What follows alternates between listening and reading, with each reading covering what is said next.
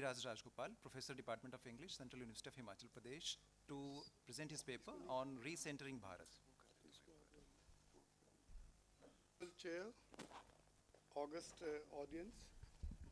I've been listening to, from Vidwan people who gathered over here on various topics like geopolitics and strategy studies, and then security concerns, and trade routes, economic connectivity, and many more. I'll here take a little trope in the sense that I'm not going to talk on policy matters the way other people have done. My concern here is about European nomenclature. So prior to European expansion, the Indian Ocean constituted a civilizational space structured by long-standing networks with Bharat at its center. Colonial geography subsequently redefined this region using Eurocentric spatial terms that continue to shape contemporary understanding. So this presentation, which I'm going to present before you, explores how recentering Bharat through a post-colonial critique of geographical nomenclature enables a more historically grounded reading of the Indian Ocean world. When I'm using the term post-colonial, I just would like to mention here that whether it is pre-colonial, colonial, or post-colonial, or neo-colonial, they all talk about colonialism only. But here, I will be centering more on the post-colonial aspect from the Bharat perspective. So this post-colonial theory has repeatedly demonstrated that power operates not only through armies and markets, but through knowledge systems as well. One of the most enduring instruments of colonial epistemic domination is nomenclature. The act of naming regions in ways that naturalize a particular civilizational center.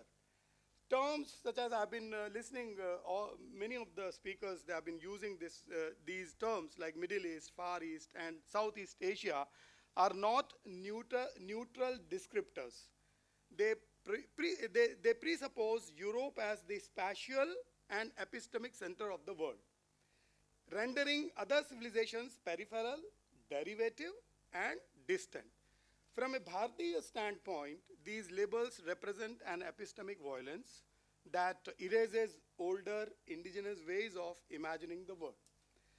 The so-called Middle East is only middle when measured from Europe. Similarly, the Far East is far only from Western vantage point. So this relational geography, what it does, number one, privileges Europe as the universal reference point. Second, reduces Asia and Africa to directional appendages. Third, converts civilizational equals into spatial margins. Such naming practices were institutionalized through, number one, colonial education systems. We are a part of that. And then Eurocentric cartography, and then modern international relations discourse. They persist today as colonial residues within supposedly post-colonial knowledge frameworks.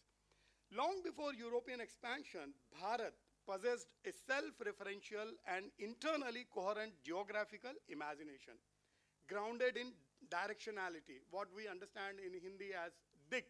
Dik is for direction, cosmology, and lived trade networks. West Asia was understood as Paschima Desha for us, or we also called it Apara Desha. Western neighboring lands, not a middle zone. Southeast Asia was named as Suvarna Bhumi. And why it was called Suvarna Bhumi, that I'll just explain it in one sentence.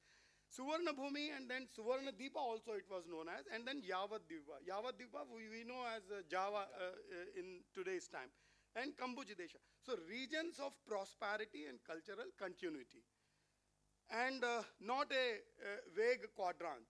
So China was recognized as Chin Desha, a known civilization, not an abstract Far East.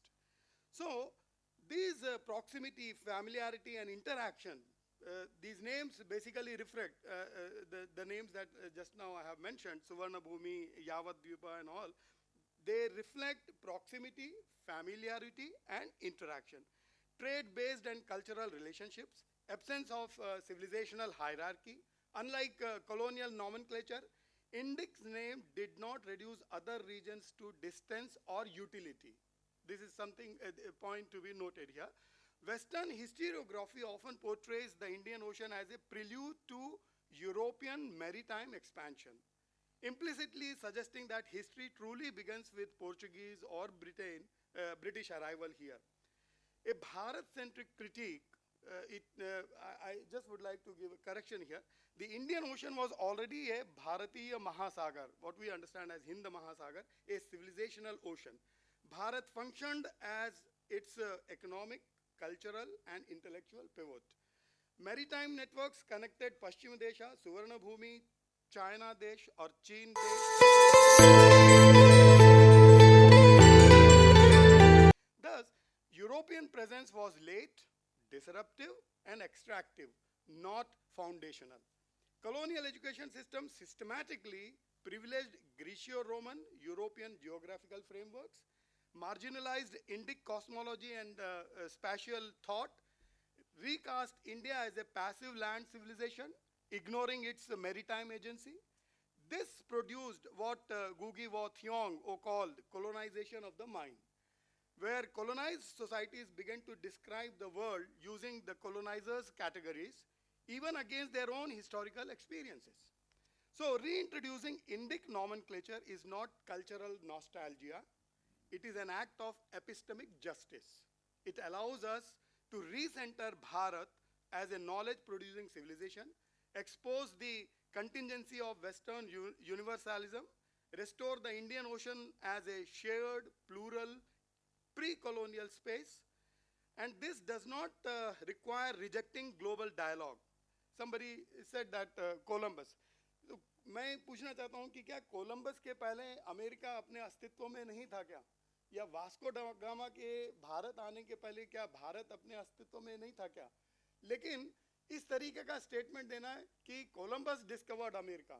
He landed on one of those islands, Hispaniola. So this is something that we have to understand. So this does not require rejecting global dialogue, but provincializing Europe and restoring civilizational plurality in global discourse. So concluding remarks here, the continued use of terms such as Middle East, Far East, and Southeast Asia reflect not geographical necessity, but colonial epistemic inertia. A post-colonial rereading from the Bharatiya perspective reveals that these regions were long known and named and integrated into an Indian Ocean civilizational order centered on Bharat, one that functioned through trade, through knowledge, through dharma, rather than conquest. Thank you very much. Thank you, Professor Gopal. I think this is a continuation. His presentation is a continuation of the fact that the civilizational linkages we enjoyed has to be brought back now. But the bigger question he has raised is that many of us now realize that the history that we were taught in schools and colleges was not the true history and the heritage of India. And this needs to be corrected, and I'm happy to be associated with FANS, which is leading this outreach, and this outreach is being led by professors and academicians who are here. So this, he's used a very useful term, colonization of the mind. So we have to decolonize the mind. I think that should be the mission. And this is the most important, I think, one of the important takeaways from this conference and this session. Decolonization of the mind, especially the younger generation, have to spread it. You have more means of spreading it through social media and others based on facts like both the professors have brought up. Now we go on further. Thank you.